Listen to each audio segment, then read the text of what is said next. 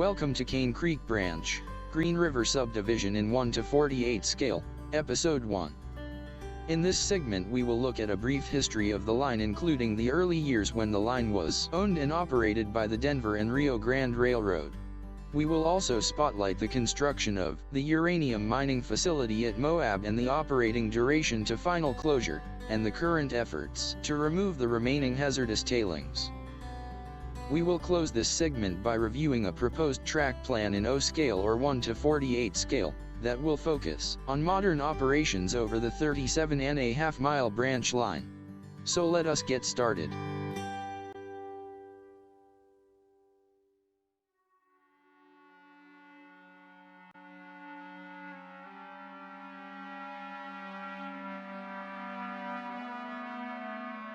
Arches National Park, Utah.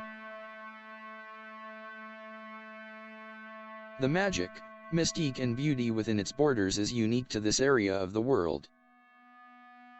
Rich, rusty red, sandstone cliffs reach high above the canyons of the Colorado River. Some prefer to compare the terrain to Mars. Others flock to commune with nature and enjoy the rugged and abundant adventures of the great outdoors. Off in the distance, the peace and tranquility of the high desert is disturbed by a low rumble. As the ground begins to vibrate west of Bootlegger Tunnel, the canyon cut gives way to the LJC 53, also known as the Potash Local. Today, the local is led by UP 4812, a SD-70M built by EMD in July of 2002.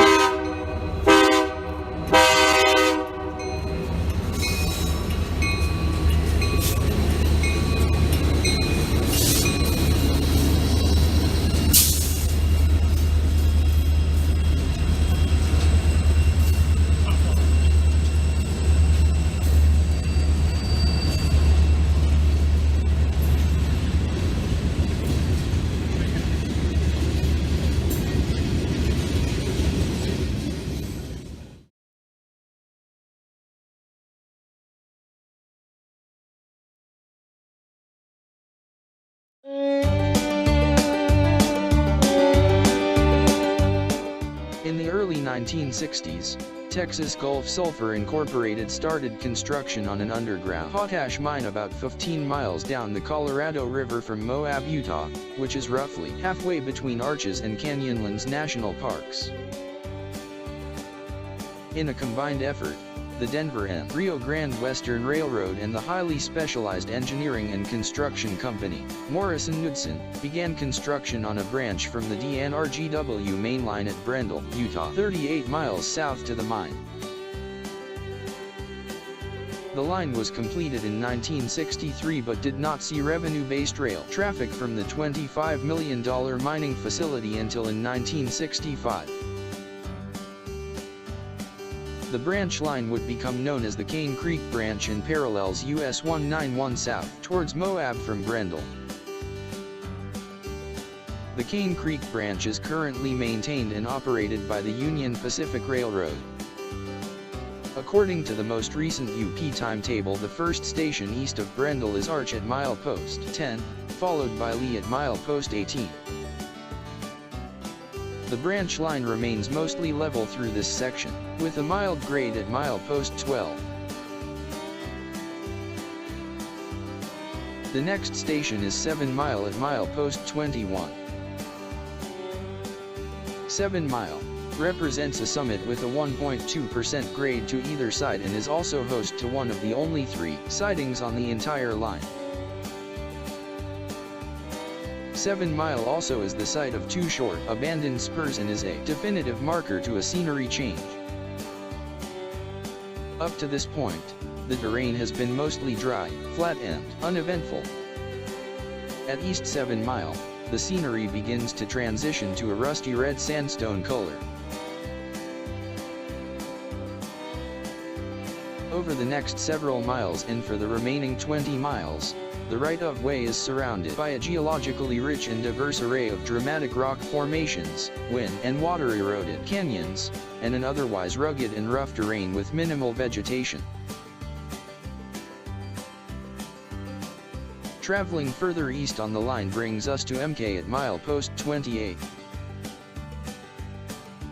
This was the former Atlas Mineral Corporation's Moab uranium mill site built in the 1950s.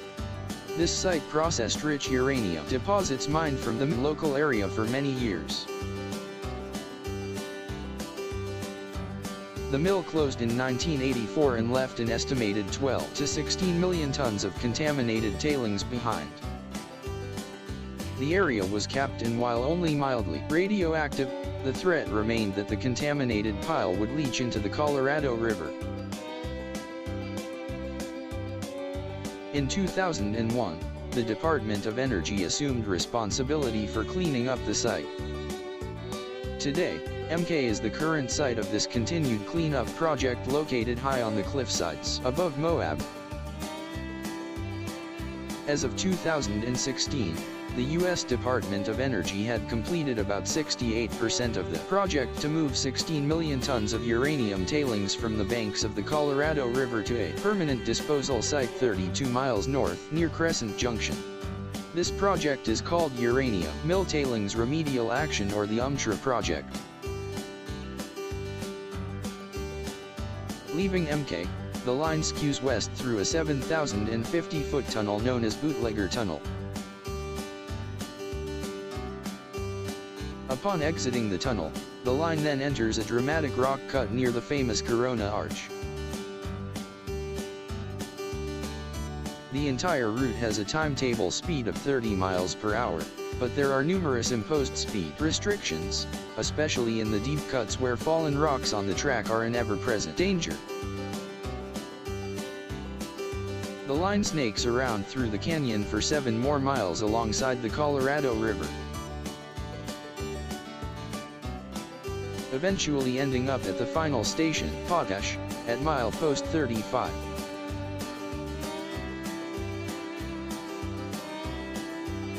A few miles further downriver, and officially at the end of the line, is the Intrepid Potash facility. This area is particularly rich in salts, gypsum, and shales, and is known to the geological community as the Paradox Formation or Basin. Potash is the parent name for a whole class of moderately refined mixes of potassium salts. Its primary use is in the development of fertilizers. Originally projected to produce 12,000 tons of potash daily, which is more than sufficient for a whole unit train of that era, the facility continues to justify its existence and necessitate a rail connection. In 1970, the mine was converted from conventional mining labor to solution-based mining. In this case, wells are used to inject water deep into the Paradox Formation, which dissolves the salts into the water, forming a brine. The briny fluid is then extracted through other wells and pumped into giant nearby ponds. There, the brine dries back into a salt form where it is then harvested and transported by vehicle to the plant for separation and refinement. Texas Gulf Sulfur eventually sold out, and today the mine is owned by Intrepid Mining LLC and operated as Moab Salt.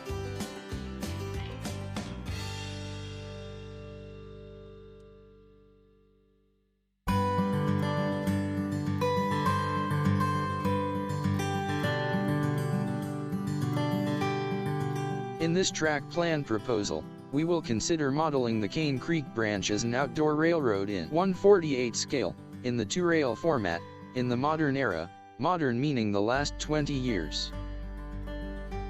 In order to model the Cane Creek branch effectively, let's look at some of the main or obvious focal points that a discerning prototypical modeler would likely consider incorporating into the project. Probably the most obvious focal point, and what has attracted me to consider this project, is the incredible and unique landscape.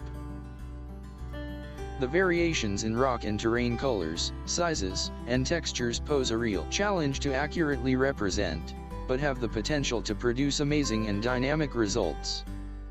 There is minimal vegetation, which means less watering demands for live plants, resulting in less erosion effects on the ROW.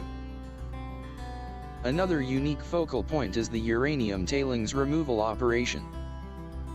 The entire loading facility clings to the side of a cliff above the Colorado River near the town of Moab.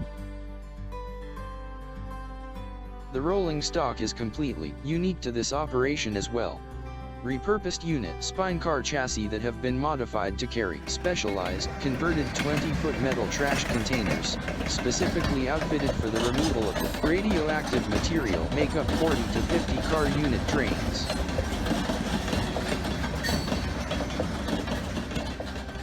The third and final focal point is the intrepid potash facility at the end of the line. While not uncommon, the fact that this plant is serviced at least once weekly, if not multiple times weekly, provides enough purpose and action for layout consideration. Also, one can usually expect a 13 to 20 car ensemble of old covered and cylindrical hoppers on the local, as well as a varying lash up of random available UP power from Grand Junction. 2 to 3 unit 6-axle ensembles can incorporate a mixed range from old SD40-2s, SD70s, -8s, -9s to modern ES4400s.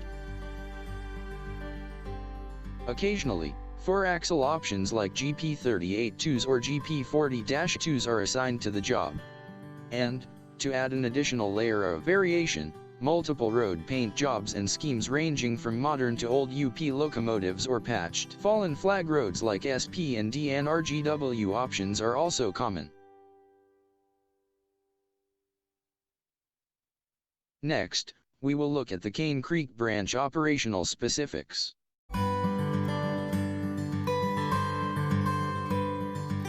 "38 miles may not seem like a long run to a lot of modelers, but in large scale, and on this stretch of rail with a maximum speed of 30 miles an hour, it's a respectable distance to consider. In the interest of proper compression, this plan will focus on the latter 17 miles from West 7 Mile to the potash facility at milepost 37.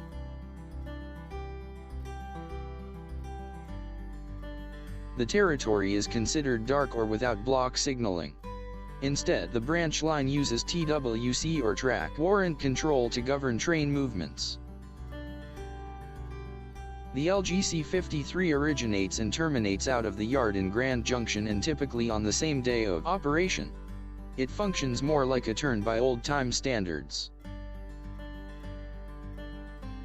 Historically, there is data to show that the LGC 53 has operated on Fridays only in recent years. Alternatively, there is also data to show that the local has also been seen operating outside of that schedule and sometimes servicing Intrepid multiple times in a week. The uranium tailings train operates 4 to 5 days a week and can be seen at any time, day or night. Data has shown that the current schedule for the Dirty Dirt train operates eastward, or south, on Sundays and Tuesdays, while the trip westward, or north, is made on Mondays and Wednesdays. There is also data to show that these movements have been made often outside of the normal schedule, and depend greatly on increased pressure to move the contaminated earth. As recent as the last few years, it has been speculated that UMTRA and the UP are considering the need to run 2 separate consists to maintain the schedule. Now let's look at the track plan and specific places I would like to spotlight in order to enhance the layout.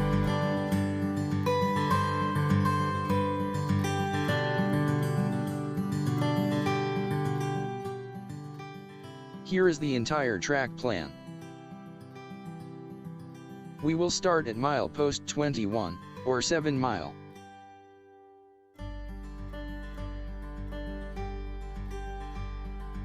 Looking at the track plan, hidden staging and storage is in the 10-foot by 20-foot shed. As a train proceeds west, it will emerge from the storage shed on the lower level, which is at a height of 36 inches from ground level. This represents West 7 Mile. Here are a few trackside photos for reference material at West 7 Mile.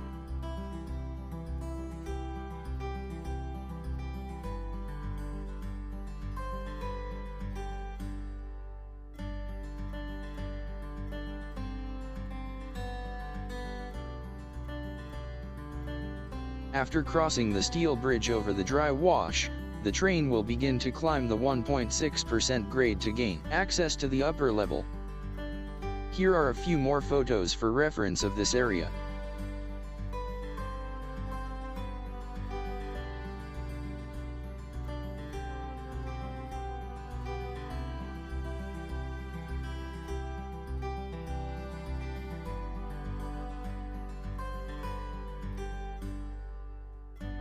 Next, the train will move out of the large radius curve surrounded by red landscaping rock and onto the upper level of the layout, which is at 48 inches in height.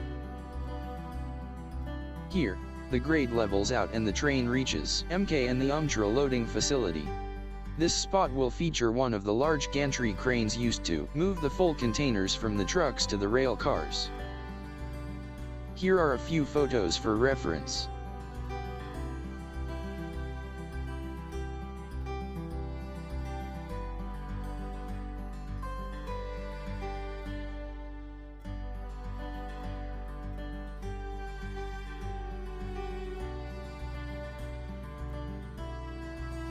If the train is not destined for MK, then it would continue west and enter the 6-foot-long tunnel, which is a compressed replica of bootlegger tunnel. On the other side, the train would then pass through a deep cut representing the cut near Corona Arch.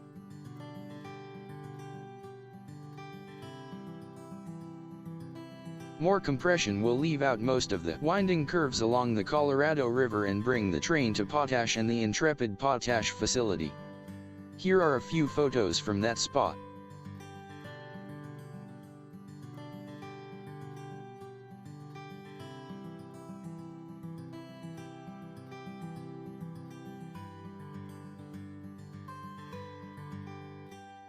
Overall, the Cane Creek branch in O-Scale project has many exciting opportunities and is certainly up for consideration for the final build. We hope you have enjoyed this presentation and ask that you hit the like button and subscribe to this channel to catch more exciting videos regarding this project.